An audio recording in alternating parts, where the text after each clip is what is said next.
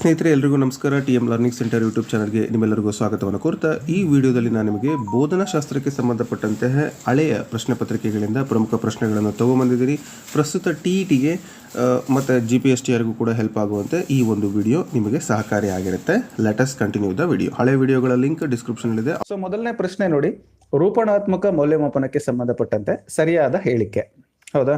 ಇಲ್ಲಿ ಪ್ರಶ್ನೆಗಳು ಅಂದ್ರೆ ವಿದ್ಯಾರ್ಥಿಗಳನ್ನು ವರ್ಗೀಕರಿಸುವುದು ಮತ್ತು ತೇರ್ಗಡೆಗೊಳಿಸುವುದು ಸೆಮಿಸ್ಟರ್ ಅಂತ್ಯದಲ್ಲಿ ನಡೆಯುವ ಒಂದು ಚಟುವಟಿಕೆ, ಕೇವಲ ಈ ಮಾಹಿತಿಯನ್ನು ಒದಗಿಸುತ್ತದೆ, ಬೋಧನಾ ಕಲಿಕಾ ಪ್ರಕ್ರಿಯೆಯಲ್ಲಿ ಅಂತರ್ಗತವಾಗಿದೆ.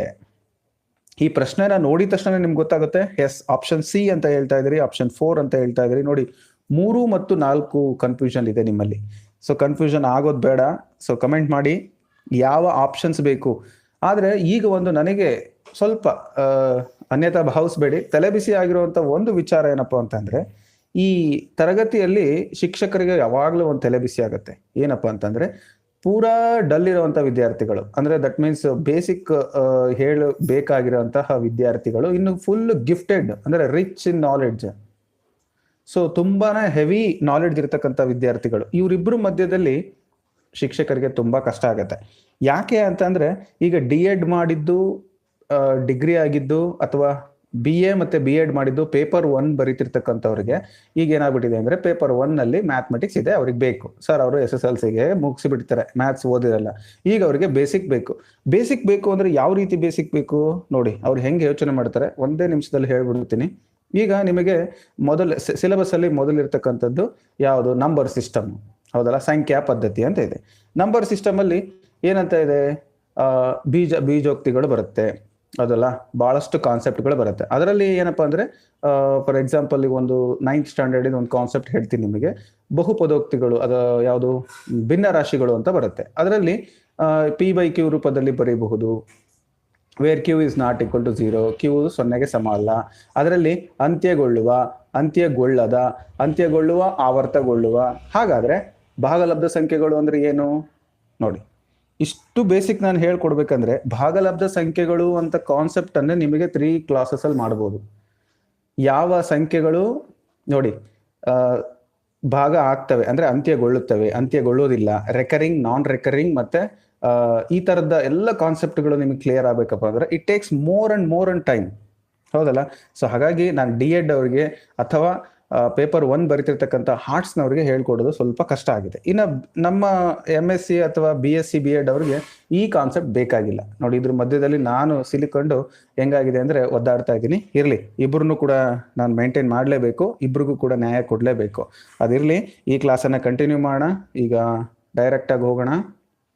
ಎಸ್, ಮೊದಲನೇ ಪ್ರಶ್ನೆಗೆ ಉತ್ತರ ಹುಡುಕ್ತಾ ಹೋಗೋಣ. ನೀವು ಮಧ್ಯೆ ನಿಮ್ಮ ಏನಾದ್ರು ಡೌಟ್ ಇದ್ರು ಕೇಳ್ತಾ ಹೋಗಿ. ಈ ಪ್ರಶ್ನೆಗೆ ಸರಿಯಾದ ಉತ್ತರ ನಾವು ಏನು ಮಾಡಬೇಕಪ್ಪ ಅಂತಂದ್ರೆ, ಈ ರೂಪಣಾತ್ಮಕ ಮೌಲ್ಯಮಾಪನಕ್ಕೆ ಸಂಬಂಧಪಟ್ಟಂತೆ ಬೋಧನಾ ಕಲಿಕಾ ಪ್ರಕ್ರಿಯೆಯಲ್ಲಿ ಅದೇನಾಗಿರುತ್ತೆ, ಈ ಒಂದು ರೂಪಣಾತ್ಮಕ ಮೌಲ್ಯಮಾಪನ ಒಳಗೊಂಡಿರುತ್ತೆ. ಸೊ ಅಂತ್ಯದಲ್ಲಿ ನಡೀತಕ್ಕಂಥ ಒಂದು ಚಟುವಟಿಕೆ ಯಾವುದಪ್ಪ ಅಂತ ಅಂದ್ರೆ, ಅದು ಸಂಕಲನಾತ್ಮಕ ಮೌಲ್ಯಮಾಪನ. ಇದು ನೆನಪಿಟ್ಕೊಳ್ಳಿ. ಓಕೆ, ಸೊ ಸಮ್ಮಟಿವ್ ಅಸೆಸ್ಮೆಂಟ್ ಅಂತ ಕರಿತೀವಿ. ಇದು ಫಾರ್ಮೇಟಿವ್ ಅಸೆಸ್ಮೆಂಟ್ ಆಗಿರುತ್ತೆ. ಎಸ್, ಸಾಕಷ್ಟು ಜನ 4 ಅಂತ ಕಮೆಂಟ್ ಮಾಡಿದ್ರಿ. Correct. Yes, anybody send sir number ಅಂತ. ಸೊ ನಾನೇ ಸೆಂಡ್ ಮಾಡ್ತೀನಿ ನಿಮಗೆ. 8123441226 ಆ ನಂಬರ್ನ ಸ್ವಿಚ್ ಆಫ್ ಇಟ್ಟಿದ್ದೀನಿ. ಕಾರಣ ಇಷ್ಟೇ, ಯಾಕೆಂದ್ರೆ ನನಗೆ ಈವನ್ ನೀರು ಕುಡಿಯೋಕೆ ಕೂಡ ಬಿಡಲ್ಲ, ಅಷ್ಟು ನನಗೆ ಫೋನ್ ಬರುತ್ತೆ. ಹಾಗಾಗಿ ದಯವಿಟ್ಟು ಓದ್ಕೊಳ್ಳಿ, ಮೆಸೇಜ್ ಹೊಡಿಬೇಡಿ, ಚಾಟ್ ಮಾಡಬೇಡಿ. ನನಗೆ ಒಬ್ಬೊಬ್ಬರಿಗೆ ಒಂದೊಂದು ಮೆಸೇಜ್ ಮಾಡ್ತಾ ಕೂತ್ಕೊಂಡ್ರು ನನ್ನ ಫೋನಲ್ಲಿ ಈ ಒಂದು ಸರಿ ವಾಟ್ಸಪ್ಪನ್ನು ಓಪನ್ ಮಾಡಿದರೆ 200 ಇಂದ 300 ಮೆಸೇಜ್ ಇರುತ್ತೆ. ನಾನು ಯಾರಿಗಂತ ಕಮೆಂಟ್ ಮಾಡಲಿ, ಯಾರಿಗಂತ ಟೈಪ್ ಮಾಡಲಿ ಹೇಳಿ? ಹೌದಲ್ವಾ? ಸೊ ಹಾಗಾಗಿ ಸ್ವಲ್ಪ ಸಹಕರಿಸಿ. ತುಂಬಾ ಎಮರ್ಜೆನ್ಸಿ ಇದ್ರೆ ಮಾತ್ರ ಕೇಳಿ, ನಿಮಗೆ ಬೇಜಾರಾಗಬೇಡಿ ಅಂತ ಹೇಳ್ತಾ, ಈ ಪ್ರಶ್ನೆಗೆ ಸರಿಯಾದ ಉತ್ತರ ಬೋಧನಾ ಕಲಿಕಾ ಪ್ರಕ್ರಿಯೆಯಲ್ಲಿ ಆ ಒಂದು ಮೌಲ್ಯಮಾಪನ ಏನಾಗಿದೆ ಕೊಂಡಿದೆ ಅಂತ. ಸೊ ನೆಕ್ಸ್ಟ್ ಮುಂದಿನ ಪ್ರಶ್ನೆ, ತರಗತಿಯಲ್ಲಿ ಬೋಧನಾ ಕೌಶಲ್ಯವನ್ನು ಅಭಿವೃದ್ಧಿಗೊಳಿಸಲು ಬಳಸಬಾರದಾದ ತಂತ್ರ. ಎಸ್ ಅಂದ್ರೆ ಪ್ರಶ್ನೆ ಅರ್ಥ ಮಾಡ್ಕೊಳ್ಳಿ. The which technique in our teaching skill we can not use in our classroom ಅಂತ. ಎಸ್, ಇಲ್ಲೊಬ್ರು ಪ್ರಶ್ನೆ ಕೇಳ್ತಾ ಇದ್ದಾರೆ, please science and maths more pedagogy class. Okay, I will try definitely.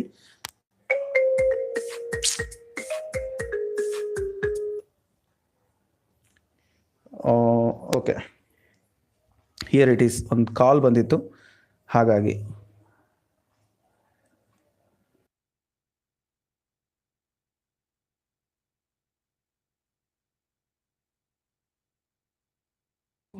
Okay, next question ನೋಡೋಣ. ಪ್ರಶ್ನೆ ಇದೆ, ಅದೇ ತರಗತಿಯಲ್ಲಿ ಬೋಧನಾ ಕೌಶಲ್ಯಗಳನ್ನು ಅಭಿವೃದ್ಧಿಗೊಳಿಸಲು ಬಳಸಬಾರದ ತಂತ್ರ ಯಾವುದಪ್ಪ ಅಂತ ಹೇಳಿದ್ರೆ ನೋಡಿ, ಪ್ರಾತ್ಯಕ್ಷಿಕೆ ಪಾಠ, ಬೋಧನೆಯಲ್ಲಿ ಬಗ್ಗೆ ಸತತ ಚಿಂತನೆ ಮಾಡ್ತಕ್ಕಂಥದ್ದು, ಅನುಬೋಧನೆ, ಪಾಠ ವೀಕ್ಷಣೆ ಅಂತ ಇದೆ. ಸೊ ಯಾವಾಗಲೂ ಕೂಡ ನೆನಪಿಟ್ಕೊಳ್ಳಿ, ಈ ಥರದ ಪ್ರಶ್ನೆ ಬಂದಾಗ ನೀವು ಯಾವುದು ಬರೋದಿಲ್ಲ ಅನ್ನೋದನ್ನು ನೀವು ಅರ್ಥ ಮಾಡ್ಕೊಳ್ಳಿ. ಪಾಠ ವೀಕ್ಷಣೆ ಕೌಶಲ್ಯವನ್ನು ಅಭಿವೃದ್ಧಿಪಡಿಸಲು ಬಳಸಬೇಕು. ನಮ್ಮ ಪಾಠ ನಾವು ವೀಕ್ಷಣೆಯನ್ನು ಮಾಡ್ಕೊಳ್ಬೇಕು. ಅನುಬೋಧನೆ ತಂತ್ರ, ಸೊ ನಮ್ಮ ತಪ್ಪುಗಳನ್ನು ತಿಳ್ಕೊಳ್ಳೋದಕ್ಕೆ ಅದು ಸೂಕ್ಷ್ಮ ಬೋಧನೆ ಅಂತ ಕರಿತೀವಿ, ಮೈಕ್ರೋ ಟೀಚಿಂಗ್ ಅಂತ ಕರಿತೀವಿ. ಪ್ರಾತ್ಯಕ್ಷಿಕೆ ಪಾಠ, ಡೆಮಾನ್ಸ್ಟ್ರೇಷನ್ ಕ್ಲಾಸ್ ಬೇಕು, ಆದರೆ ಸತತವಾಗಿ ಚಿಂತನೆ ಮಾಡುವಂಥದ್ದು ಬೇಡ. ಅದಕ್ಕೇನೆ ನಾನು ಇದನ್ನು ಓದ್ಬೇಕಾ ಅದನ್ನು ಓದ್ಬೇಕಾ, ನೀವು ಈಗ TET ಬಗ್ಗೆ ಅದನ್ನು ಓದ್ಬೇಕಾ ಇದನ್ನು ಓದ್ಬೇಕಾ, ಯಾವ ಬುಕ್ ಬೇಕು ಆ ಬುಕ್ ಬೇಕು, ಮ್ಯಾಥ್ಸ್ ಬುಕ್ ಬೇಕು, ಇದ್ರ ಬಗ್ಗೆ ತಲೆ ಕೆಡಿಸ್ಕೋಬೇಡಿ. ಸೊ ನೀವು ಚಿಂತೆ ಮಾಡೋದನ್ನ ಬಿಟ್ಟು ಚಿಂತನೆಯನ್ನ ಮಾಡಿ, ಜೊತೆಗೆ ಆ ಚಿಂತನೆ ಜೊತೆಗೆ ಆ ಕೆಲಸ ಕಾರ್ಯೋನ್ಮುಖರಾಗೋದಕ್ಕೆ ಪ್ರಯತ್ನ ಮಾಡಬೇಕು. ಓಕೆ, ಸಾಕಷ್ಟು ಜನ ಕರೆಕ್ಟ್ ಉತ್ತರ ಕೊಟ್ಟಿದ್ರಿ. Go to the next one. ಪ್ರಶ್ನೆ ಈ ತರ ಬಂತು. ನಾನು ಆಗ್ಲೇ ಹೇಳ್ದಂಗೆ ಭಿನ್ನ ರಾಶಿ ಬಗ್ಗೆ ಇದೆ ಇದು. ಈ ಒಂದು ಭಿನ್ನ ರಾಶಿಗೆ ಸಂಬಂಧಪಟ್ಟಂತೆ ಶಿಕ್ಷಕರು ಭಿನ್ನ ರಾಶಿ ಪರಿಕಲ್ಪನೆಯನ್ನು ಪರಿಚಯಿಸುವಾಗ ಹೇಗೆ ಪ್ರಾರಂಭಿಸಬಹುದು? ಸೊ ಅವರು ಹೇಗೆ ಆ ಭಿನ್ನ ರಾಶಿ ಪರಿಕಲ್ಪನೆಯನ್ನ ಪ್ರಾರಂಭ ಮಾಡಬೇಕು ಅಂತೇಳಿ ಪ್ರಶ್ನೆ ಇದೆ ಇದು. ಆಪ್ಷನ್ಸ್ಗಳನ್ನ ನಿಮಗೆ ಡಿಸ್ಪ್ಲೇಯಲ್ಲಿ ಕಾಣ್ತಾ ಇದೆ. ಡಿಸ್ಪ್ಲೇ ಯಾರಿಗೆ ಕ್ಲಿಯರ್ ಇಲ್ಲ ಅವರು ರೆಸೊಲ್ಯೂಷನ್ ಅನ್ನ ಹೆಚ್ಚು ಮಾಡ್ಕೊಳ್ಳಿ, ವಿಡಿಯೋ ಕ್ವಾಲಿಟಿಯನ್ನ ಹೈ ಮಾಡ್ಕೊಳ್ಳಿ. ಡಾಟಾ ಸೇವರ್ ಇದ್ರೆ ಬ್ಲರ್ ಆಗಿರುತ್ತೆ. So I think you got my point. ನಿಮಗೆ ನನ್ನ ಪಾಯಿಂಟ್ ಅರ್ಥ ಆಗಿದೆ ಅಂತ ಅನ್ಕೊಳ್ತೀನಿ. ರೈಟ್. ಸೊ ಹಿಯರ್ ಪ್ರಶ್ನೆ ಈ ತರ ಇದೆ, ಏನು? ಶಿಕ್ಷಕರು ಭಿನ್ನ ರಾಶಿಯ ಪರಿಕಲ್ಪನೆಯನ್ನು ಪರಿಚಯಿಸುವಾಗ ಹೇಗೆ ಪ್ರಾರಂಭಿಸಬಹುದು? ಭಿನ್ನ ರಾಶಿಗಳನ್ನ A/B ರೂಪದಲ್ಲಿ ಬರಿಬೇಕು ಅಂತ ಹೇಳ್ತೀರಾ? ಸುತ್ತಮುತ್ತ ಲಭ್ಯವಾಗುವ ಅಪೂರ್ಣ ವಸ್ತುಗಳ ಮೂಲಕ ಪರಿಚಯಿಸ್ತೀರಾ? ಅಂದ್ರೆ ವಸ್ತುಗಳ ಮೂಲಕ. ಅಪೂರ್ಣ ಮೀನ್ಸ್ ಅರ್ಧಂಬರ್ಧ, ಆಫ್ ಅಂತ ಹೇಳಿ. ಫಾರ್ ಎಕ್ಸಾಂಪಲ್ 1.5 ರೊಟ್ಟಿ ತಿಂತಾರೆ ಚಿಕ್ಕ ಮಕ್ಕಳು ಅಂತ ಹೇಳ್ತೀವಲ್ಲ, ಈ ರೀತಿ. ಇನ್ನು ವಿವಿಧ ಭಿನ್ನ ರಾಶಿಗಳಲ್ಲಿ ಅಂಶ ಮತ್ತು ಛೇದಗಳನ್ನ ಗುರುತಿಸುವುದು, ಹಾಗೆ ಭಿನ್ನ ರಾಶಿಗಳನ್ನ ಪಟ್ಟಿ ಮಾಡುವುದು. ಸೊ ಇದರಲ್ಲಿ ಹೇಗೆ ನಾವು ಇಂಟ್ರೊಡ್ಯೂಸ್ ಮಾಡ್ತೀವಿ ಅಂತ. ಸೊ ಸ್ನೇಹಿತರೆ, ಇದು ಬಹಳ ಇಂಪಾರ್ಟೆಂಟ್. ಇಂಟ್ರೊಡ್ಯೂಷನ್ ಮಾಡೋದು ಕೂಡ ತುಂಬಾ ಮುಖ್ಯ. ತರಗತಿಯಲ್ಲಿ ನಾವು ಹೇಗೆ ಪ್ರಾರಂಭ ಮಾಡ್ತೀವಲ್ಲ ಹಾಗೆ ಆ ತರಗತಿ ನಡೀತಾ ಹೋಗುತ್ತೆ. So that is what very important one. Right. ಈಗ ನೋಡೋಣ, ಇದಕ್ಕೆ ಸರಿಯಾದ ಉತ್ತರ ತುಂಬ ಜನ 2 ಅಂತ ಕಮೆಂಟ್ ಮಾಡ್ತಾ ಇದ್ದಾರೆ. ಎಸ್, ನಿಮ್ಮ ಉತ್ತರಕ್ಕೆ ನಾನು ಕೂಡ ಓಕೆ ಮಾಡ್ತೀನಿ. ನಮ್ಮ ಸುತ್ತಮುತ್ತ ಲಭ್ಯವಾಗುವಂಥ ಅಪೂರ್ಣ ವಸ್ತುಗಳನ್ನು ಪರಿಚಯಿಸುವುದು, ಇದ್ರ ಮುಖಾಂತರ ಈ ಭಿನ್ನ ರಾಶಿ ಪರಿಕಲ್ಪನೆ. ಸರ್ ಹಾಗಾದ್ರೆ ನೆಕ್ಸ್ಟ್ ಇಲ್ಲೊಬ್ಬರು ರಂಜಿತಾ ಅವ್ರ ಪ್ರಶ್ನೆ ಕೇಳಿದ್ರೆ, sir please upload videos in English. So maximum ಏನಾಗಿದೆ ಅಂದರೆ ನಮ್ಮ ಚಾನಲಿನ ವ್ಯೂವರ್ಸು ಕನ್ನಡದಲ್ಲಿದ್ದಾರೆ, ಹಾಗಾಗಿ ನಾನು ಕನ್ನಡ ಪ್ರಿಫರ್ ಮಾಡ್ತೀನಿ. So I will try to explain few words in English. Okay, ಕೆಲವೊಂದು ವರ್ಡ್ಸನ್ನು ನಾನು ಇಂಗ್ಲೀಷಲ್ಲಿ ಹೇಳ್ತೀನಿ, ಖಂಡಿತ ನೀವು ಅದನ್ನು ಓಕೆ ಮಾಡಲೇಬೇಕು. ಬಟ್ ನಿಮಗೆ ಆ್ಯಪಲ್ಲಿ ಬರುವಂತಹ ಅಂದರೆ TM ಲರ್ನಿಂಗ್ ಸೆಂಟರ್ ಆ್ಯಪಲ್ಲಿ ಇಂಗ್ಲೀಷ್ ಮತ್ತು ಕನ್ನಡ ಎರಡರಲ್ಲೂ ಇರುತ್ತೆ. Question should be in English and explain with in Kannada. Okay, don't worry, you will get an idea. So ಈ ಥರ ಈಗ ಪರೀಕ್ಷೆ ಸಿದ್ಧತೆಗೆ ಒಂದು ಟಿಪ್ಸ್ ಇಲ್ಲಿ. ಭಿನ್ನ ರಾಶಿಯನ್ನು ಪರಿಚಯಿಸುವಾಗ ನೀವು ಹೇಗೆ ಪ್ರಾರಂಭಿಸಬಹುದು ಅಂತ ಗೊತ್ತಾಯ್ತು. ಬಟ್ ಎಸ್, ಇಲ್ಲೊಬ್ರು Kannada is best useful for many ಅಂತ. ಸೊ ಅದಕ್ಕೆ ನಾನು ಕನ್ನಡನ ಆಯ್ಕೆ ಮಾಡ್ಕೊಂಡಿದ್ದೀನಿ. ಓಕೆನಾ? ಈಗ ಇಲ್ಲಿ ಭಿನ್ನ ರಾಶಿ ಪರಿಕಲ್ಪನೆಯನ್ನು ಪರಿಚಯಿಸೋಕ್ಕೆ ನಿಮಗೆ ಒಂದು ಪ್ರಶ್ನೆಯನ್ನು ಕೊಟ್ಟಿದ್ದಾರೆ. ಆದರೆ ಬೇರೆ ನೆಕ್ಸ್ಟ್ ಬರುವಂಥ ಪರೀಕ್ಷೆಯಲ್ಲಿ, ಅಂದರೆ ಈಗ ನಿಮಗೆ ಅಪ್ಕಮಿಂಗ್ 2021 TET ಪರೀಕ್ಷೆಯಲ್ಲಿ ಇದೇ ಪ್ರಶ್ನೆ ಕೊಡ್ತಾರಾ? ಇಲ್ಲ. So they are asking next question, ಅಂದ್ರೆ ಬೇರೆ ಚಾಪ್ಟರ್ಗೆ ಸಂಬಂಧಪಟ್ಟಂತೆ ಕೇಳ್ಬೋದು ಅವರು. ಇಫ್ ದೇ ಆರ್ ಆಸ್ಕಿಂಗ್ ಈಗ ಭಿನ್ನ ರಾಶಿ ಬಿಟ್ಟು ಬೇರೆ ಕೇಳ್ಬೋದು ಅವರು, ಟ್ರಿಗ್ನಾಮೆಟ್ರಿ ಕೇಳ್ಬೋದು. ಇಲ್ಲ ಸರ್ 1 to 5ಗೆ ನೀವು ಪರೀಕ್ಷೆ ಪೇಪರ್ 1 ಬರೀತಾ ಇದ್ರೆ ಅಂದ್ರೆ ಬೇರೆ ಬೇರೆ LCM HCF ಸಂಬಂಧಪಟ್ಟಂತೆ ಕೇಳ್ಬೋದು, ಹೌದಲ್ಲ? ಸೊ ಈ ಕಾನ್ಸೆಪ್ಟ್ ಅನ್ನ ನೀವು ಇಟ್ಕೊಂಡು ನೀವು ಪ್ರಿಪೇರ್ ಆಗಬೇಕು. ಇದು ಯಾವ ಬುಕ್ಕಲ್ಲೂ ಸಿಗಲ್ಲ. ಇದೆಲ್ಲ ಎಲ್ಲಿರುತ್ತೆ? It's in your mind and it's your definite your knowledge. ಓಕೆನಾ? So go to the next one. ಪ್ರಶ್ನೆ ಈ ತರ ಇದೆ, ಶಾಲೆಯ ಅವಧಿ ಬಳಿಕ ವಿದ್ಯಾರ್ಥಿಯು ತನ್ನ ಮನೆಯ ಸುತ್ತಳತೆಯನ್ನು ಅಳಿತಾನೆ. ಸೊ ನೋಡಿ, ಇಲ್ಲಿ ಬೋಧನಾ ಶಾಸ್ತ್ರಕ್ಕೆ ಸಂಬಂಧಪಟ್ಟಂತೆ ಪ್ರಶ್ನೆಗಳು ಬರುತ್ತೆ. ಅದರಲ್ಲಿ ಇದೊಂದು ಬಹಳ ಇಂಪಾರ್ಟೆಂಟ್ ಪ್ರಶ್ನೆ ಇದು. ಶಾಲಾ ಅವಧಿ ಬಳಿಕ ವಿದ್ಯಾರ್ಥಿ ತನ್ನ ಮನೆಯ ಸುತ್ತಳತೆಯನ್ನು ಅಳಿತಾನೆ, ಅಂದ್ರೆ ಮನೆಯಲ್ಲಿ ಸುತ್ತ ಗೋಡೆ ಸುತ್ತ ಅಳತೆ ಮಾಡ್ಕೊಂಡು ಬರ್ತಾನೆ. ಓಕೆನಾ? ಇದು 5E ಮಾದರಿಯ ಈ ಹಂತವನ್ನು ಸೂಚಿಸುತ್ತದೆ. 5E ಅಂತ ಕೇಳಿರ್ಬೋದು ನೀವು. 5E ಮೆಥಡ್ ಈಗ ರನ್ನಿಂಗ್ ಇರೋದು ಅದೇನೆ. ಯಾವುದು ಏನನ್ನು ಸೂಚಿಸುತ್ತೆ? ಮೌಲ್ಯಮಾಪನನ, ವ್ಯಕ್ತಪಡಿಸುವುದು, ವಿಸ್ತರಿಸುವುದು, ಪರಿಶೋಧಿಸುವುದು ಅಂತ ಇದೆ. ಎಸ್, ಆಪ್ಷನ್ 4, 3 ಮತ್ತು 1 ಅಲ್ಲಿ ನಿಮಗೆ ಡೌಟ್ ಇದೆ. So don't waste the time. And ಈ ತರ ಮಾಡ್ತಕ್ಕಂತಹ ವಿದ್ಯಾರ್ಥಿಯ ಸ್ವರೂಪವನ್ನ ನಾವು ಏನಂತೀವಂದ್ರೆ ಎಕ್ಸ್ಪ್ಯಾಂಡ್ ಮಾಡ್ತಕ್ಕಂಥದ್ದು, ಅವನ ನಾಲೆಡ್ಜನ್ನು ಎಕ್ಸ್ಪ್ಯಾಂಡ್ ಮಾಡ್ತಾನೆ, ವಿಸ್ತರಿಸ್ತಾನೆ. ಎಲ್ಲಿಂದ ಎಲ್ಲಿಗೆ? From school to is home. ಶಾಲೆಯ 4 ಕೊಠಡಿಯ ಗೋಡೆಗಳ ಮಧ್ಯದಲ್ಲಿ ಕಲಿತಂಥ ಜ್ಞಾನವನ್ನು ಹೊರಗಡೆ ಬಳಸ್ತಾನೆ. ಸಮ್ಟೈಮ್ಸ್ ಇಟ್ ಈಸ್ ಅಪ್ಲೈಡ್ ಅಂತಾನು ಕೂಡ ಆಗುತ್ತೆ, ಅಂದರೆ ಅನ್ವಯಕ್ಕೂ ಸಂಬಂಧಪಡುತ್ತೆ, ವಿಸ್ತರಿಸುವುದು ಬರುತ್ತೆ. ಓಕೆನಾ? ಇನ್ ಕೇಸ್ ಸುತ್ತಳತೆಯನ್ನು ಅಳತೆ ಮಾಡ್ಲಿಕ್ಕೆ ಅವನೇನಾದರೂ ಹುಡುಕ್ತಾ ಇದ್ದಾನೆ ಅಂದರೆ, ಅದನ್ನು ಕಂಡುಹಿಡಿತಾ ಇದ್ದಾನೆ ಅಂದರೆ ಪರಿಶೋಧಿಸುವುದು ಆಗುತ್ತೆ. ಅದನ್ನು ಹೀಗೆ ಮಾಡಬೇಕು ಅಂತ ಹೇಳಿದ್ರೆ ಅದನ್ನು ವ್ಯಕ್ತಪಡಿಸತಕ್ಕಂಥದ್ದಾಗತ್ತೆ. ಸೊ ಅದು ನಾನು ಮಾಡಿದ್ದೀನಿ ಇಲ್ಲೋ ಅಂತ ಪರೀಕ್ಷೆ ಮಾಡೋದನ್ನು ನಾವು ಮೌಲ್ಯಮಾಪನ ಅಂತ ಕರಿತೀವಿ. ಓಕೆನಾ? ಸೊ ಭಾಳ ಸಿಂಪಲ್ ಇದು. ನೀವು ಬೇಕಾದರೆ ಇದಕ್ಕೆ ಸಂಬಂಧಪಟ್ಟಂತೆ, ಸೊ ಇಲ್ಲೊಬ್ರು ಕೇಳಿದ್ದಾರೆ 5E ಅಂದರೆ ಏನು ಅಂತ. ನೋಡಿ, ಇದು ಬೇಸಿಕ್. ಸೊ ನೀವು ಹೋಗ್ಬಿಟ್ಟಲ್ಲಿ ಯಾವುದಾದ್ರೂ ಒಂದು ಲೆಸನ್ ಪ್ಲಾನನ್ನು ತಗೊಂಡು, ಸೊ ಆ ಲೆಸನ್ ಪ್ಲಾನ್ ತಗೊಂಡು ಆ ಲೆಸನ್ ಪ್ಲಾನಲ್ಲಿ 5E ಅಂದರೆ ಏನು, ಸೊ ಅದನ್ನು ಎಂಗೇಜ್, ಎಕ್ಸ್ಪ್ಲೋರ್, ಎವ್ಯಾಲ್ಯೂಯೇಷನ್, ಈ ರೀತಿ ನಿಮಗೆ ಒಂದು ವರ್ಡ್ಸ್ ಬರ್ತವೆ, ಅವನ್ನ ಕನ್ನಡದಲ್ಲಿ ಕೊಟ್ಟಿರ್ತಾರೆ. ಸೊ ಅವನ್ನ ನೀವು ಬರೆದು ಮಕ್ಕಳಿಗೆ ಈ ಪಾಠವನ್ನು ನಾವು ಹೇಗೆ ಕಲಿಸ್ಬೇಕು, ಯಾವ ರೀತಿಯಾಗಿ ಅದನ್ನು ಕಂಟಿನ್ಯೂ ಮಾಡಬೇಕು. ಎಸ್, ಇಲ್ಲೊಬ್ರು ರಂಜಿತಾ ಅವರು ಕಮೆಂಟ್ ಮಾಡ್ತಾ ಇದ್ದಾರೆ ನೋಡಿ.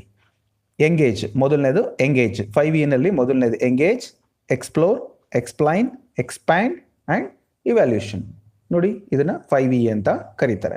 ಸೊ ಇದನ್ನ ಅದರಲ್ಲಿ ಒಂದೊಂದು ಕೂಡ ಒಂದೊಂದು ಅರ್ಥವನ್ನ ಒಳಗೊಂಡಿರುತ್ತೆ. ಸೊ ಅದನ್ನ ನೀವು ಕಲಿಬೇಕು, ರೈಟ್? ಅದ್ರ ಪ್ರಕಾರ ಪಾಠ ಮಾಡೋದ್ರಿಂದ ನಾವು ಮಗು ಮನೆಗೆ ಹೋಗಿ ಅವನ ಮನೆಯನ್ನ ಅಳತೆ ಮಾಡ್ತಾ ಇದ್ದಾನೆ ಅಂದಾಗ ಅದನ್ನ ಅಲ್ಲಿ ವಿಸ್ತರಿಸಿದಾನೆ ಅಂತ ಒಂದು ಅರ್ಥ ತಿಳ್ಕೊಂಡು, ಸೊ ಈ ಒಂದು ಅಂಶ ಹೇಳ್ತಾ ಇದೀವಿ. ದಟ್ ಈಸ್ ಈಸ್ ಎಕ್ಸ್ಪ್ಯಾಂಡಿಂಗ್ ಅಂತ. ಅರ್ಥ ಆಯ್ತಲ್ಲ? So good. Go to the next one. ಪ್ರಶ್ನೆ ಬಂದಿದೆ ಈ ತರ: ರೇಖಾಗಣಿತ, ಬೀಜಗಣಿತ, ನಕ್ಷೆಗಳು, ಸಂಖ್ಯಾಶಾಸ್ತ್ರ. ನೋಡಿ, ಇಷ್ಟು ಕಾನ್ಸೆಪ್ಟು ಅಂದರೆ ಜಿಯೋಮೆಟ್ರಿ ಆಗಿರ್ಬೋದು, ಆಲ್ಜಿಬ್ರಾ ಆಗಿರ್ಬೋದು, ಇವನ್ ಗ್ರಾಫು ಮತ್ತು ಸ್ಟಾಟಿಸ್ಟಿಕ್ಸು ಮತ್ತು ಕ್ಯಾಲ್ಕುಲೇಷನ್, ಇವನ್ನೆಲ್ಲ ಒಂದೇ ಕಡೆ ಮಾಡಬೇಕಂದ್ರೆ ನಾವು ಎಲ್ಲಿ ಮಾಡ್ಬೋದು, ಯಾವ ಸಾಫ್ಟ್ವೇರಲ್ಲಿ ಮಾಡೋಕ್ಕೆ ಸಾಧ್ಯ ಇದೆ? ಸರ್, ಯಾವ ಇಯರ್ ಕ್ವಶನ್ ಪೇಪರ್ ಅಂತ ಕೇಳಿದ್ರಿ? I forgotten. I think it is 2015, 2015 ಪ್ರಶ್ನೆ ಪತ್ರಿಕೆ. ಸೊ ಆನ್ಸರ್ ಮಾಡಿ. ಐ ಹೋಪ್ ನೀವು ಇದನ್ನ ಆಲ್ರೆಡಿ ಓದಿರ್ತೀರ ಅನ್ಕೊಂಡಿದ್ದೀನಿ. ಎಸ್, ಜಿಯೋಜಿಬ್ರಾ, ನೇತ್ರಾವತಿ ಅವರು ಹೇಳ್ತಾ ಇದ್ದಾರೆ ಜಿಯೋಜಿಬ್ರಾ. ಎಸ್, ಬಹಳ ಜನ ಆಪ್ಷನ್ 3 ಅಂತ ಹೇಳ್ತಾ ಇದ್ದೀರಿ. So GeoGebra is the correct answer. ಇಲ್ಲಿ ನೀವು ಮಲ್ಟಿ ಟಾಸ್ಕ್ ಅಂದರೆ ರೇಖಾಗಣಿತ, ಬೀಜಗಣಿತ, ನಕ್ಷೆ ಇತ್ಯಾದಿಗಳನ್ನೆಲ್ಲವನ್ನು ಕೂಡ ನೀವು ಸುಲಭವಾಗಿ ಮಾಡ್ಬೋದು. ಓಕೆನಾ? Yes, good. ಸೊ ಕೆಲವರು ಕನ್ಫ್ಯೂಷನ್ ಇದ್ದೀರಿ, ಸೊ ನೀವು ಅದನ್ನು ಸ್ವಲ್ಪ ಕ್ಲಾರಿಫಿಕೇಶನ್ ತಗೊಳ್ಳಿ. Go to the next question. ಒಂದು ಸಾಮಾನ್ಯ ತತ್ವ ಅಥವಾ ನಿಯಮವನ್ನು ಮೊದಲು ತೆಗೆದುಕೊಂಡು ಅದರಿಂದ ತೀರ್ಮಾನಗಳನ್ನು ಪಡೆಯುವ ಬೋಧನಾ ವಿಧಾನ ಯಾವುದು? ನೋಡಿ, ಹಾಗೆ ಸ್ನೇಹಿತರೆ, ಇನ್ನೊಂದು ಇಲ್ಲಿ ಪದ್ಧತಿಗಳ ಬೋಧನಾ ಪದ್ಧತಿಗಳಿಗೆ ಸಂಬಂಧಪಟ್ಟಂತೆ ನಿಗಮನ ವಿಧಾನ ಅಂದ್ರೆ ಏನು, ಯೋಜನಾ ವಿಧಾನ ಅಂದ್ರೇನು, ಅನುಗಮನ ವಿಧಾನ ಅಂದ್ರೇನು, ಪ್ರಾಯೋಗಿಕ ವಿಧಾನ ಅಂದ್ರೇನು. ಸೊ ನಾನು ಆ್ಯಕ್ಚುಲಿ ಕ್ಲಾಸ್ನ ಪ್ರಿಪೇರ್ ಮಾಡ್ಕೊಂಡಿದ್ದೀನಿ, ಮತ್ತು ಈಗ ಆ್ಯಕ್ಚುಲಿ ನಾನು ಹೇಳಲಿಕ್ಕೂ ಬಯಸ್ತೀನಿ. ಆದರೆ ಆ್ಯಪ್ನಲ್ಲಿ ಏನಾಗಿದೆ ಅಂದರೆ ಒಂದು 80% Kannada medium, 20% English medium candidates ಇದ್ದಾರೆ. So I am searching for the English medium notes. ಇವತ್ತು ಒಬ್ರು ಕಾಲ್ ಮಾಡಿ, ಸರ್ ನೀವು ಕನ್ನಡದಲ್ಲಿ ಹೇಳ್ತೀರಾ, ನನಗೆ ಫೀಸ್ ವಾಪಸ್ ಕೊಡಿ.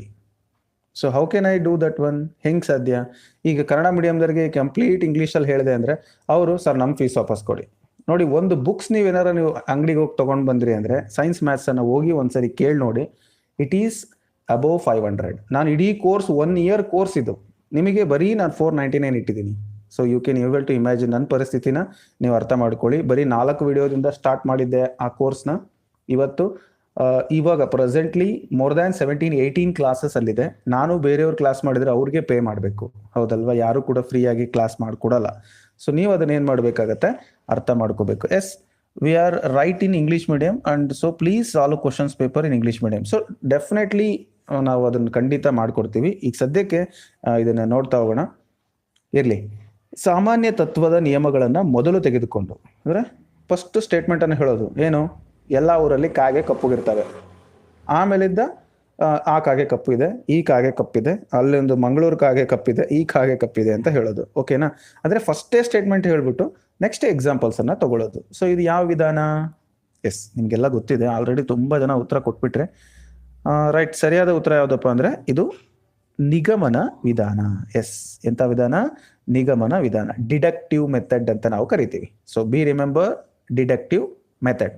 ಸೊ ಇನ್ನೊಂದು ಅನುಗಮನ ಪದ್ಧತಿ, ಡಿಡಕ್ಟಿವ್ ಮತ್ತು ಇಂಡಕ್ಟಿವ್. ಸೊ ಎರಡು ಮೆಥಡು ನಿಮಗೆ ಗೊತ್ತಿರಬೇಕು. Go to the next question.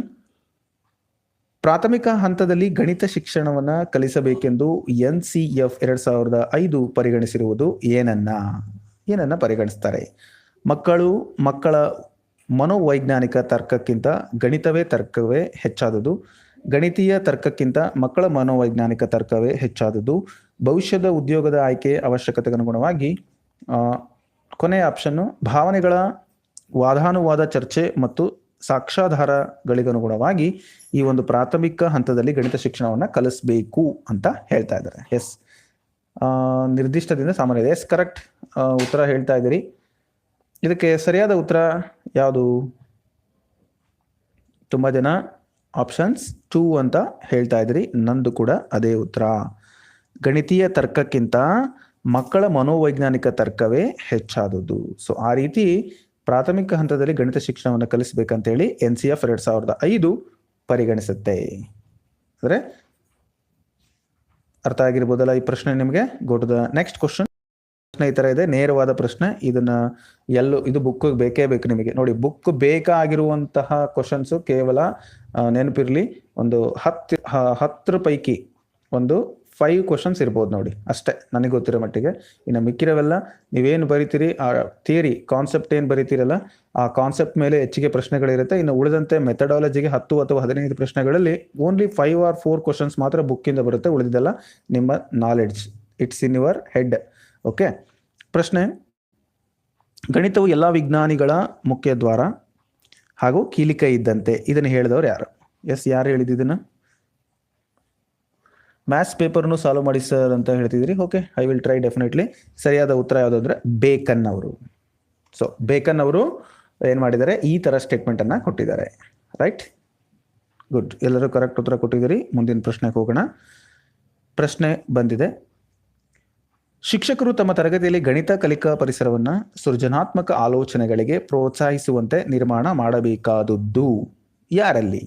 ಸೃಜನಾತ್ಮಕ ಅಂದ ತಕ್ಷಣನೇ ಒಂದು ಡೌಟ್ ಬರುತ್ತಲ್ಲ ನಿಮಗೆ, ಏನಂತ? ಕ್ರಿಯೇಟಿವಿಟಿ ಅಂತ. ಎಸ್, ಹಾಗಾಗಿ ಕ್ರಿಯೇಟಿವಿಟಿ ಸರ್, ಇದು ನೇರವಾಗಿ ನಾವು ಉತ್ತರ ಸೃಜನಾತ್ಮಕವಾಗಿ ಆಲೋಚಿಸಲು ಶಕ್ತ ಮತ್ತು ಆಸಕ್ತರಾದ ವಿದ್ಯಾರ್ಥಿಗಳಿಗೆ ಮಾತ್ರ ಅಂತ ಹೇಳಿಬಿಡ್ತಾರೆ. ತಪ್ಪು. ನೋ. ನೋಡಿ, ಶಿಕ್ಷಕರು ತಮ್ಮ ತರಗತಿಯಲ್ಲಿ ಗಣಿತ ಕಲಿಕಾ ಪರಿಸರವನ್ನ ಸೃಜನಾತ್ಮಕ ಆಲೋಚನೆಗಳಿಗೆ ಪ್ರೋತ್ಸಾಹಿಸುವಂತೆ ನಿರ್ಮಾಣ ಮಾಡಬೇಕಾದದ್ದು ಯಾರಿಗೋಸ್ಕರ, ಯಾರಿಗೆ ನಿರ್ಮಾಣ ಮಾಡಬೇಕು? ಅಸಾಧಾರಣ ಪ್ರತಿಭಾವಂತ ವಿದ್ಯಾರ್ಥಿಗಳಿಗೆ ಮಾತ್ರ. ಆ ಥರ ಮಾಡಬಾರ್ದು. ಸಾಧಾರಣ ವಿದ್ಯಾರ್ಥಿಗಳಿಗೆ ಮಾತ್ರ, ಅವ್ರಿಗೂ ಅಲ್ಲ. ಸೃಜನಾತ್ಮಕ ಕ್ರಿಯೇಟಿವ್ ಆಗಿರತಕ್ಕಂಥ ಆಲೋಚನೆ ಮಾಡ್ತಕ್ಕಂತಹ ಶಕ್ತ ಮತ್ತು ಅಶಕ್ತರಾದ ವಿದ್ಯಾರ್ಥಿಗಳಿಗೆ ಮಾತ್ರ ಅಲ್ಲ, ಎಲ್ಲರಿಗೂ ಕೂಡ ಹೋಲ್ಸೇಲ್. ಅದಕ್ಕೆ ನೋಡಿ ಸಮನ್ವಯ ಶಿಕ್ಷಣ ಅಂತ ಹೇಳ್ತೀವಿ ನಾವು. ಸೊ ದಿಸ್ ಈಸ್ ವಾಟ್ ಸಮನ್ವಯ ಶಿಕ್ಷಣ. ಇದನ್ನೇ ನಾವು ಸಮನ್ವಯ ಶಿಕ್ಷಣ ಅಂತ ಕರಿತೀವಿ. ಎಸ್, ಎಲ್ಲರೂ ಕೂಡ 3 ಅಂತ ಕಮೆಂಟ್ ಮಾಡಿದಿರಿ, ಧನ್ಯವಾದ. ಮುಂದಿನ ಪ್ರಶ್ನೆಗೆ ಹೋಗೋಣ. ಪ್ರಶ್ನೆ ಬಂದಿದೆ: ಶಿಕ್ಷಕರು ಬೇರೆ ಬೇರೆ ತ್ರಿಭುಜಗಳ ಒಳಕೋನಗಳನ್ನು ಪರಿಚಯಿಸಿ. ನೋಡಿ, ಆಗ್ಲೇ ಒಂದು ಮೆಥಡ್ ಹೇಳಿದೆ, ಯಾವುದು? ಅನುಗಮನ ಮತ್ತೆ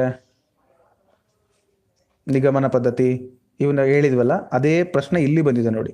ಅಂದ್ರೆ ಒಂದೇ ಕ್ವಶನ್ ಪೇಪರ್ ಅಲ್ಲಿ ಅದೇ ಕಾನ್ಸೆಪ್ಟ್ ಮೇಲೆ 2 ಸರಿ ಪ್ರಶ್ನೆ ಬಂದಿದೆ. ಓಕೆನಾ? ಸೊ ಅಂದ್ರೆ ಈ ಬೋಧನಾ ವಿಧಾನಗಳು ಎಷ್ಟು ಇಂಪಾರ್ಟೆಂಟ್ ಅಲ್ಲ. ಸೊ ಖಂಡಿತ ಅಷ್ಟು ಇಂಪಾರ್ಟೆಂಟ್ ತರಗತಿಗಳನ್ನ, ನಿಮ್ಮ ಡೌಟ್ಸ್ಗಳನ್ನ ಕ್ಲಿಯರ್ ಮಾಡಲಿಕ್ಕೆ ನಾನು ಬಯಸ್ತೀನಿ. ಇದನ್ನ ನೋಡ್ತಾ ಹೋಗೋಣ. ಸೊ ಕ್ಲಿಯರ್ ಆಗಿ ಈ ವಿಧಾನಗಳ ಬಗ್ಗೆ ತಿಳಿಬೇಕಪ್ಪ ಅಂತಂದ್ರೆ ನೀವು ಕೋರ್ಸಿಗೆ ಜಾಯ್ನ್ ಆಗಿ. ಸಮಯ ಕಡಿಮೆ ಇದೆ ಮತ್ತು ಆಸಿಲೇಷನ್ ಇರ್ತಕ್ಕಂಥವ್ರು ದಯವಿಟ್ಟು ಬರಬೇಡಿ. ಕಂಪ್ಲೀಟ್ಲಿ ನಿಮ್ಮ ಜೊತೆಗೆ ಇರ್ತೀವಿ ಸರ್, ನಿಮ್ಮ ಜೊತೆಗೆ ನಾನೇನು ಮತ್ತೆ ಓದೋದಿಲ್ಲ, ನಿಮ್ಮದೇ ವಿಡಿಯೋ ಸಾಕು ಅನ್ನೋಂಥವ್ರು ದಯವಿಟ್ಟು ಬೇಡ. ನೀವು ಸ್ವಲ್ಪ ಎಫರ್ಟ್ ಹಾಕ್ಬೇಕು. ಬರೀ ಮಾತ್ರೆ ಅಷ್ಟೇ ನಿಮಗೆ ಕಾಯಿಲೆ ವಾಸಿ ಮಾಡಲ್ಲ. ನಿಮ್ಮ ಮನಸ್ಥಿತಿ, ನಿಮ್ಮ ಇನ್ನರ್ ಸ್ಟ್ರೆಂತ್ ಅದು ಕೂಡ ಬೇಕು. ಅದು ನೆನಪಿರಲಿ ನಿಮಗೆ. ಈ ಪ್ರಶ್ನೆಗೆ ಸರಿಯಾದ ಉತ್ತರ ನೋಡೋಣ. ಮೊದಲು ಏನು ಮಾಡಿದ್ದಾರೆ, ತ್ರಿಭುಜಗಳನ್ನು ಕೊಟ್ಬಿಟ್ಟು ಪರಿಚಯ ಮಾಡಿ, ಎಷ್ಟೊಂದು ತ್ರಿಭುಜ, ಈ ತ್ರಿಭುಜದ ಅಳತೆ ಮಾಡೋ, ಇದು ಇದು ಇದು ಒಳಕೋನ, ಈ ತ್ರಿಭುಜ ಅಳತೆ ಮಾಡಪ್ಪ, ಮತ್ತು ಈ ತ್ರಿಭುಜ ಅಳತೆ ಮಾಡಪ್ಪ.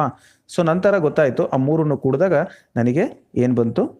ಉತ್ತರ ಬಂತು 180 ಅಂತ. ಸೊ ಇದನ್ನ ಅನುಗಮನ ಪದ್ಧತಿ ಅಂತ ಕರಿತೀವಿ. ಎಸ್, ಆನ್ಲೈನ್ ಕ್ಲಾಸ್ ಮಾಡಿ ಸರ್, ಆ್ಯಪ್ನಲ್ಲಿ ಈವ್ನಿಂಗ್ ಮಾಡಿ ಸರ್. Okay, right.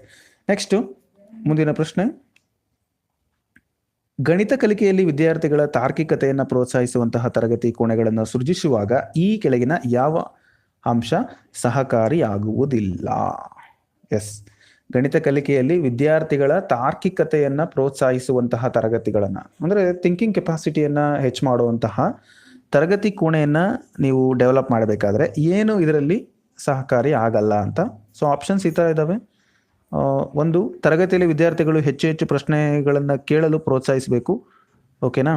ಶಿಕ್ಷಕರು ತಪ್ಪು ಉತ್ತರಗಳನ್ನು ವಜಾಗೊಳಿಸಿ ವಿದ್ಯಾರ್ಥಿಗಳು ತಮ್ಮ ಉತ್ತರವನ್ನು ಸಮರ್ಥಿಸಿಕೊಳ್ಳಲು ಅವಕಾಶ ನೀಡದಿರುವುದು. ಗಣಿತ ತರಗತಿಗಳು ಕೇವಲ ಸಮಸ್ಯೆಗಳನ್ನು ಬಿಡಿಸುವ ಮತ್ತು ರೂಢಿಯಾಗಿರಬಾರದು. ವಿದ್ಯಾರ್ಥಿಗಳೇ ಸ್ವತಃ ಸಮಸ್ಯೆಯನ್ನು ಸೃಷ್ಟಿಸಿ ಅದನ್ನು ಪರಿಹರಿಸಲು ಪ್ರೋತ್ಸಾಹಿಸಬೇಕು ಅಂತ ಇದೆ. ಸೊ ಇದರಲ್ಲಿ ಯಾವುದು ಉಪಯೋಗ ಇಲ್ಲ ಅಂತ ಕೇಳಿದ್ದಾರೆ. ಎಸ್, ಆಪ್ಷನ್ 2 ಮತ್ತು 1 ಮೇಲೆ ಕಮೆಂಟ್ ಬರ್ತಾ ಇದೆ. ಎಸ್, ಮಹೇಶ್ ಅವರು 1 ಅಂತ ಹೇಳಿದ್ದಾರೆ. ಎಸ್, ಪ್ರೋತ್ಸಾಹ ತರಗತಿಯಲ್ಲಿ ಹೆಚ್ಚೆಚ್ಚು ವಿದ್ಯಾರ್ಥಿಗಳಿಗೆ ಕೊಡಬೇಕು. ಇಟ್ ಈಸ್ ರೈಟ್, ಬಟ್ ಸಹಕಾರಿ ಆಗುತ್ತೆ ಅದು, ಹಾಗಾಗಿ ಅದು ಉತ್ತರ ಅಲ್ಲ. ಓಕೆನಾ. ಇನ್ನು ಶಿಕ್ಷಕರು ತಪ್ಪು ಉತ್ತರಗಳನ್ನು ವಜಾಗೊಳಿಸಿ ವಿದ್ಯಾರ್ಥಿಗಳು ತಮ್ಮ ಉತ್ತರವನ್ನು ಸಮರ್ಥಿಸಿಕೊಳ್ಳಲು ಅವಕಾಶ. ಈಗ ನೀಡದಿರುವುದು ಅಂತ ಇದೆ ನೋಡಿ. ಮಕ್ಕಳಿಗೆ ಚಾನ್ಸ್ ಕೊಡಬಾರ್ದಾ? ಕೊಡಬೇಕು. ಹಾಗಾಗಿ this is the correct answer. This is wrong one. ಇದು ಸಹಕಾರಿ ಆಗುವುದಿಲ್ಲ ಅಂತ ಇರೋದ್ರಿಂದ ಯಾರು ಈ ಥರ ಮಾಡಬಾರ್ದು. ಈಗ ನಾನೇ ಫಾರ್ ಎಕ್ಸಾಂಪಲ್ ನಿಮಗೆ ಕಾಮಿಡಿಗೆ ಹೇಳ್ತಾ ಇದ್ದೀನಿ, ಈ ರೀತಿ ಮಾಡಬಾರ್ದು. ಮಕ್ಕಳು, ಸರ್ ಫಾರ್ಮುಲಾ ತಪ್ಪು ಬರ್ದಿದ್ದೀರಾ ಸರ್, ಅಲ್ಲಿ ಮೈನಸ್ ಬರ್ದಿದ್ದೀರಾ, ಪ್ಲಸ್ ಬರೀಬೇಕು ಅಂದರೆ, ಹೌದಾ ಎಲ್ಲೋ ಅಂತ ಹೋಗ್ಬಿಡೋದು. ಅದು ಹಿಂಗಿರುತ್ತೆ. ನಾ ಏನು ಮಾಡೋದು, ಎಲ್ಲೋ ಅಂತ ಹೇಳಿ ಬೋರ್ಡ್ ಕಡೆ ಹೋಗಿ ಪಟ್ ಅಂತ ಒಂದು ಗೆರೆ ಹಾಕಿ, ಎಲ್ಲೈತೋ ಕರೆಕ್ಟ್ ಐತೆ ನಿನ್ನ ತಲೆ ಕುತ್ಕೊಳ್ಳೋ.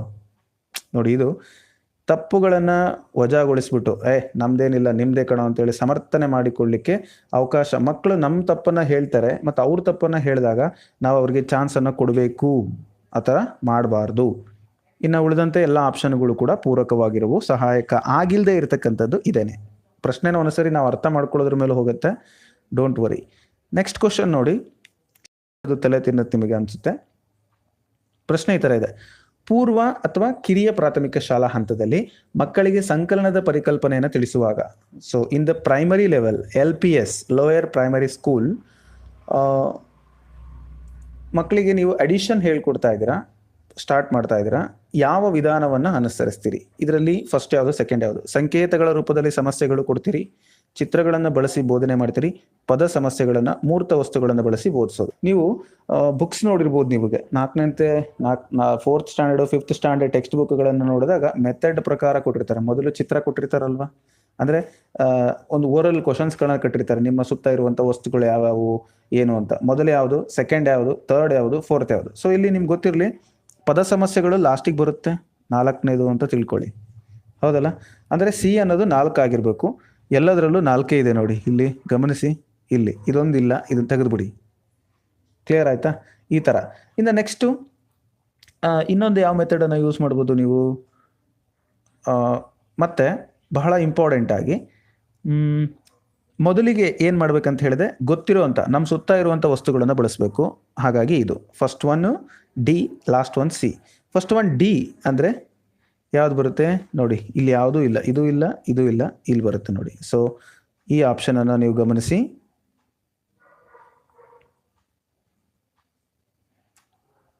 ಎಸ್, ನನಗೆ ಪೆನ್ ತಗೊಳ್ಳೋದು ಸ್ವಲ್ಪ ಸಮಸ್ಯೆ ಆಗಿದೆ ಇಲ್ಲಿ, ಅಂದರೆ ನಿಮ್ಗೆ ಆಪ್ಷನ್ ಕಾಣಲ್ಲ ಅಂತ. ಓಕೆ, ಇರಲಿ, ಪೆನ್ ಏನು ಬೇಡ. ಲಾಸ್ಟ್ ಆಪ್ಷನ್ ನೋಡಿ, DBCA ಅಂತ ಇದೆಲ್ಲ. So that is what. ನಾನು ಪೂರ್ತಿ ಓದಲಿಲ್ಲ ಅಂದ್ರೂ ಹಾಗೆ ಫೈಂಡ್ ಔಟ್ ಮಾಡಿದೆ, ಮೊದಲು ಮತ್ತು ಕೊನೆ ಆಪ್ಷನ್ ಇಟ್ಕೊಂಡು. ಡಿ, ಮೊದಲು ಏನು ಮಾಡಬೇಕಪ್ಪ ಅಂತಂದರೆ ಅವರು ಮೂರ್ತ ವಸ್ತುಗಳನ್ನು ಬಳಸಬೇಕು. ಎರಡನೇದು ಚಿತ್ರಗಳನ್ನು ತೋರಿಸ್ಬೇಕು, ಅದರ ಮುಖಾಂತರ ಪಾಠ ಬೋಧನೆ ಮಾಡೋದು. ನೆಕ್ಸ್ಟ್ ಸಂಕೇತಗಳ ರೂಪದಲ್ಲಿ ಸಮಸ್ಯೆಗಳನ್ನು ಬಿಡಿಸ್ಬೇಕು. 4ನೇದು ಪದಗಳ ರೂಪದಲ್ಲಿ ಸಮಸ್ಯೆನ ಕೊಡಬೇಕು. Yes, correct. ತುಂಬ ಜನ ಕರೆಕ್ಟ್ ಉತ್ತರ ಕೊಟ್ರಿ. ಮುಂದಿನ ಪ್ರಶ್ನೆಗೆ ಹೋಗ್ಬಿಡೋಣ. ಪ್ರಶ್ನೆ ಈ ರೀತಿ ಇದೆ. ಕ್ಷೇತ್ರಗಣಿತ ಬೋಧನೆಯ ಅಂತ್ಯದಲ್ಲಿ ವಿದ್ಯಾರ್ಥಿಗಳಿಗೆ ಮನೆಗೆಲಸವನ್ನು ಕೊಡುವುದು. ಕ್ಷೇತ್ರಗಣಿತ ಅಂದರೆ ಮೆನ್ಸುರೇಷನ್ ಅಂತ ಕರಿತೀವಿ, ರೈಟ್? ಮೆನ್ಸುರೇಷನ್ ಚಾಪ್ಟರ್ ಮಾಡ್ತಿರ್ತೀರಿ ಜಾಮೆಟ್ರಿ ಪಾರ್ಟಲ್ಲಿ. ಅದಾದಮೇಲೆ ನೀವೊಂದು ಹೋಮ್ವರ್ಕನ್ನು ಕೊಡ್ತೀರಿ. ಯಾಕೆ ಕೊಡ್ತೀರಿ ಅಂತ ಆಪ್ಷನ್ಸು: ವಿರಾಮ ಕಾಲವನ್ನು ಬಳಸ್ಕೊಳ್ಬೇಕು ಸರ್, ಮಕ್ಕಳು ಸುಮ್ಮನೆ ಇರಬಾರ್ದು ಸರ್, ಆಟ ಆಡ್ತಿರ್ತಾರೆ, ಅದು ಆಮೇಲೆ ಹೇಳ್ತೀನಿ. ವಿದ್ಯಾರ್ಥಿಗಳನ್ನ ಅವಿಶ್ರಾಂತವಾಗಿಡಲಿಕ್ಕೆ ಅವ್ರಿಗೆ ಏನಾದ್ರು ಕೆಲಸ ಕೊಡ್ತಿರ್ಬೇಕು ಸರ್, ಸುಮ್ಮನೆ ಇರಬಾರ್ದು, ಕಂಬನಾರ ಸುತ್ತರಿಬೇಕು ಅಂತ. ಗಳಿಸಿದ ಜ್ಞಾನವನ್ನು ಅನ್ವಯಿಸ್ಕೊಳ್ಳೋದು, ತಿಳ್ಕೊಂಡಿರ್ತಾರಲ್ಲ ಸರ್ ಅದನ್ನ ಬಳಸ್ಕೋಬೇಕು ಅಂತ. ಅಥವಾ ಪೋಷಕರು, ಸರ್ ನಾನು ಪಾಠ ಮಾಡಿರೋದು ಪೇರೆಂಟ್ಸಿಗೆ ಗೊತ್ತಾಗಬೇಕು. ಈಗ ಎಷ್ಟೊಂದು ಜನ ನೋಡಿ ತೋರಿಕೆಗೋಸ್ಕರ ಮಾಡುವಂಥದ್ದು, ಹಾಗಾಗಿ ಪೇರೆಂಟ್ಸಿಗೂ ಕೂಡ ಗೊತ್ತಾಗ್ಲಿ ಅಂತನಾ? ಸೊ ಖಂಡಿತ ಅಲ್ಲ. ವಿರಾಮ ಕಾಲ ಬಳಸ್ಕೊಳ್ಳಿ ಅಂತ ಅಲ್ಲ, ಅವ್ರನ್ನ ಇದು ಮಾಡಬೇಕು ಅಂತ ಅಲ್ಲ. ಸೊ ದಟ್ ಈಸ್ ವಾಟ್, ಜ್ಞಾನವನ್ನು ಅನ್ವಯಿಸಲು. ಇಷ್ಟು ಸಿಂಪಲ್ ಪ್ರಶ್ನೆ ಅಲ್ಲ. ಕರೆಕ್ಟ್ ಆನ್ಸರ್ ಎಲ್ಲರೂ ಕೂಡ ಸರಿಯಾದ ಉತ್ತರ ಕೊಟ್ಟಿದ್ದೀರಿ. Good. Go to the next one. ಪ್ರಶ್ನೆ ಬಂತು. ಸೊ 4 ಆಪ್ಷನ್ಸ್ ನಿಮಗೆ ಕಾಣಿಸ್ತಿದೆಯಲ್ಲ, ರೈಟ್.